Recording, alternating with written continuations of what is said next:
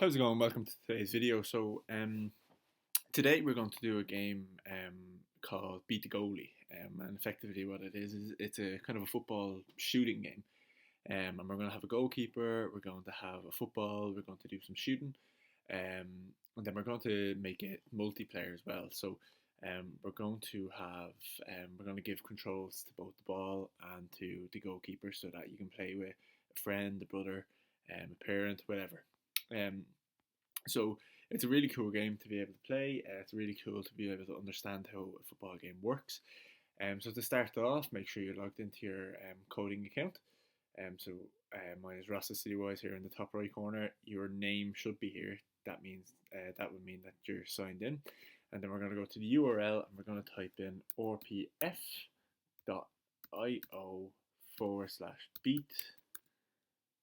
dash the dash goalie dash on. And if we search that, we should be brought to a page. Just waiting on this to load now. So we should be brought to this page. So we have our background and we have our two sprites here. So we can just get straight into coding, okay? Don't forget to click remix so that we can keep saving our project and so that the project will save automatically. So the idea is that we're going to have the ball at the start gliding across the bottom of the screen here, and only when we press space does the ball shoot towards the goal, okay? So to do that, we're going to make sure we're clicked on the ball here. We're going to go into events, when green flag clicked, and then what we want to do is we want it to always go back and forward until we take a shot, okay? So if we always want to do something, we usually use a forever block, but this time we're going to use a repeat until, okay? And the reason why we're using a repeat until is because it's always going to do it until something happens, okay? So it's repeat until, and if we go to sensing, we have a key space pressed, okay? Now if you click on that, you can make it whatever button you want it to be, but space is usually the shooting button in a game. So we're going to use space. And then we're going to make it move. So we're just going to make it move 10 steps. So it's just going to move across. And then if on edge, bounce as always. Otherwise, it's going to go off the screen. Okay, so if I press the green flag now, it moves left to right. And if it's on the edge, it bounces. Now, if I get rid of on the edge, it disappears and it doesn't come back. So that's why we have the bounce. Okay, you can slow the ball down if you want. And you can make the 10 5. It slows down, but we keep it at 10, make it a little bit challenging. If you have been keeping up to date with the videos over the last while, you can see that I'm not very good, so I always like to challenge myself anyway, just for the humour of it. The second thing that we're going to do is when we press the space key, we want it to change, okay? So now, I'm just going to stop this here. If I'm changing, okay, if I'm changing the direction of the ball, so when I press shoot, it's going to go towards the goalkeeper, okay? And if we go back on other videos, we have this grid. So we have an X and a Y axis, okay? So an X line and a Y. And if I shoot the ball, the Y axis is changing, okay?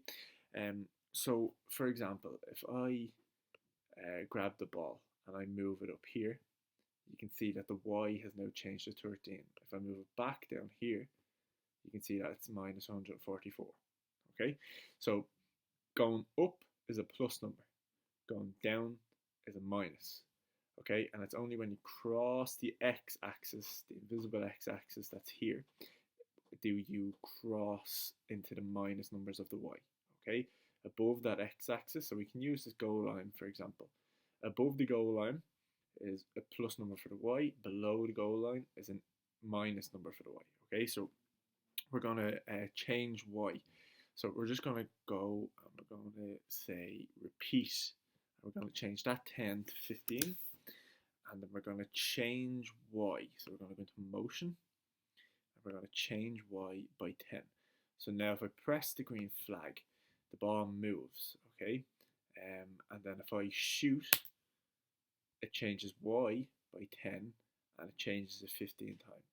Okay, so it stops just over the goal line, which is fantastic. That's exactly what we want. So now that we have the ball going into the goal, what a problem that we're going to have now is if we press the green flag, it'll just start here.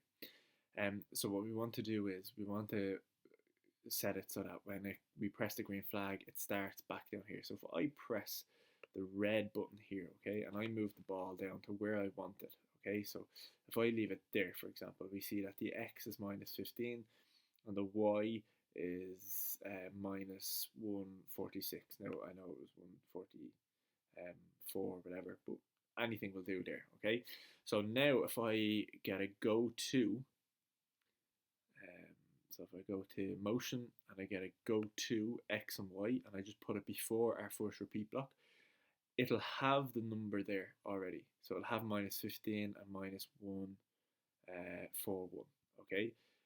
Whereas if I had have done it when the ball was still in the goal, so if I had have gotten that block, the x and y would have changed to minus 187, minus 87 and y minus 9. So it's good to be able to just see that if you readjust the ball to where you want it, and then you go to get the x and y, we have the numbers that we want. Okay, so now when I press the green flag, I shoot, it stops. If I press the green flag again, it goes back to the same spot. So now what we're going to do is we're going to code it to register whether it's a goal or not. Okay, so what we're going to do is we're going to grab an if then and else. So we're going to go into control, go in and grab an if then else. And what we're going to do is we're going to put a block in here to detect whether it's touching the goalkeeper or not. So we're going to go into sensing and we're going to get touching. Drop it right into that diamond shape there. Instead of mouse pointer, we're going to get goalie because that's the name of our other sprite. And what we want to do then is we want to make a sound. Okay, so for example, we can go into sound and we can say start sound and we can change that to rattle. Okay, so the idea is that it's going to broadcast a message to say save. Okay, and then we're going to make the penguin say something when it receives that message. So if I go into events and I get a broadcast message and I just put it underneath the sound rattle and I click and I make a new message called save. Click OK. Okay, so now I have start sound rattle, broadcast, save. Now what I want to do is I want to go in to the goalkeeper and I want to code that when he receives save, he says, ha, I saved it for 2 seconds or 1 second, depending on what your preference is. So if I press the green flag now and I shoot at the goalkeeper, it rattles, it says, ha, I saved it for 1 second, and we can click the green flag and start again. Now that we have the save, we're going to do a score. So it's going to be the same thing, okay? So we're going to, but except we're going to use else. So we're going to go into sound. We're going to start sound. It's going to be cheer. And then we're going to broadcast another message. And the other message is, if you haven't guessed it already, it's going to be goal. So we're going to go into events. We're going to broadcast a message. Go to the drop down menu, create a new message here. And we're going to say goal. Okay.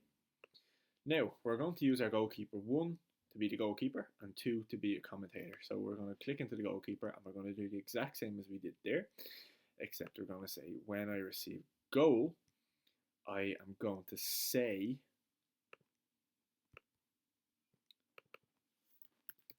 goal for 2 seconds or 1 second, depending on what your preference is. Okay, so now if I click and I score, we can hear the cheer. I'm not sure if you can hear the cheer through that, but you can hear a cheer and we have a goal. Now if I click the green flag, the game starts again. Okay, so it's nice and simple. Now what we're going to do is we're going to add a timer. So we're going to give the player a time to be able to score as many goals as possible. Okay, so we're going to go into stage for this and we're going to do all this on the stage. So we're going to get an event so that we know when the game is started. So when green flag clicked, we're going to go into variables. So if you haven't seen the past videos, we go into variables to make things like time and score. So we're going to put timer in here. Okay, so we have timer up there. And we're going to set the timer to, now you can make this whatever you want, but I'm going to say 30 seconds. Okay, we are then going to get this timer to move down in the time. Okay, so 30, 29, 28, and so on. So we're going to go into control and get a repeat until, and then we're going to go into operators and we're going to get equals. Okay, so this is where we're going to say repeat until the timer equals 0. So we're going to change that 50 to 0, and then we're going to go into variables and we're going to get this timer block right here. After that, what we're going to do is we're going to say wait 1 second and change timer by 1 second. And the reason why we're going to wait 1 second is because we need to wait a second for a second to pass.